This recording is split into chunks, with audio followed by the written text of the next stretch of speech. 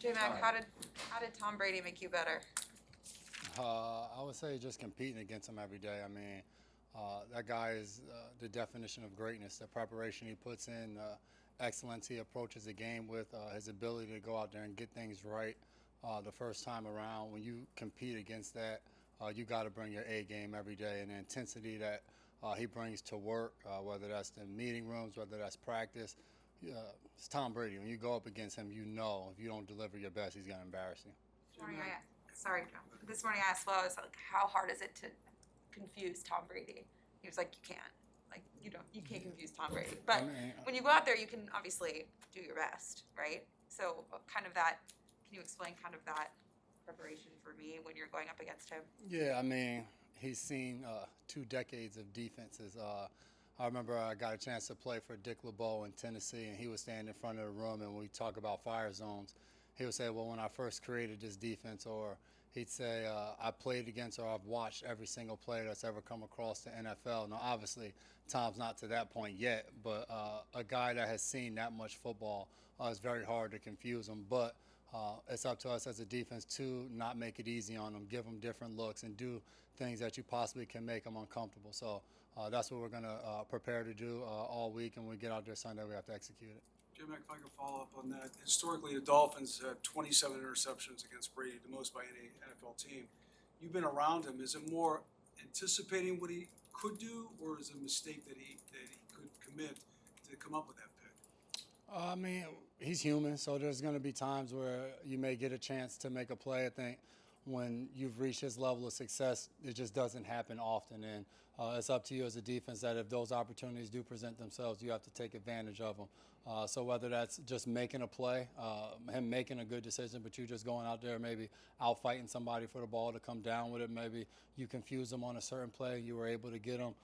It's a football game, so you still have to go out there and play on Sunday. So we don't want to go into the game thinking like, oh, it's going to be it's going to be impossible to make a play against this guy. We have to go out there and execute well, and when our plays and our opportunities happen, we have to take advantage of them.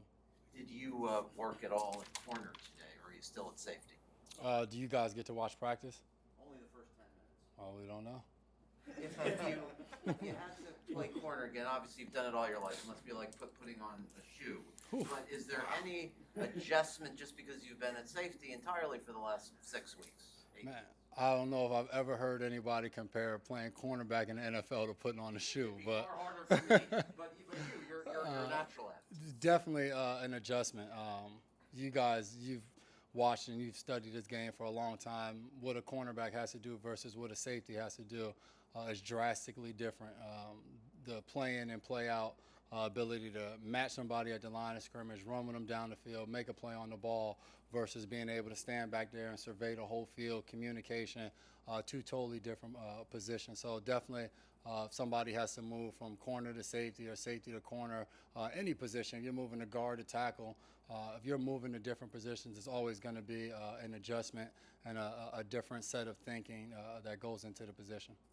What might you tell a youngster, especially a rookie, like Javon Holland, about the mindset, approach, pregame, in-game, that he might want to keep in mind when facing a legend, an icon, someone he's seen on TV? Don't make the moment bigger than what it is. At the end of the day, it's still a football game, and Javon's a guy asking questions during the week, during the game, on the sideline, and he already has the right approach to the game, and he's had the right approach for the past 4 weeks, and I would tell him to continue to prepare and do the things he's been doing since the start of the season. You go against Tom, maybe you want to prepare a little harder. I'm not going to tell you not to do that, but just continue to approach the game the same way he has. Work on your disguises, work on different things, watch film. Just prepare the same way. Don't make the moment any bigger than what it is. It's a football game, and we want to go out there and execute to win. Talking about the young players and the young things, like you were saying, what have you told the guys that are in the locker room with you about this game? Because maybe we can think as media that guys are more motivated to play against Tom Brady, the champions, and all of that. What do you say to them? Man, I don't even think for us as a team right now and as an organization, it's a focus on Tampa Bay or Tom Brady. But we've just lost 3 straight games. So I think regardless of who's on our schedule for this week is very important that we have a sense of urgency to go out there and get a win on Sunday because we've been on the wrong side of the score for the past 3 weeks, and that's not a good feeling. And we know in this league it's about production and it's about wins and losses. So just for us as a team and as an organization, we want to do everything we possibly can, regardless who's on the other side of the field, to make sure we come out of Sunday with a victory.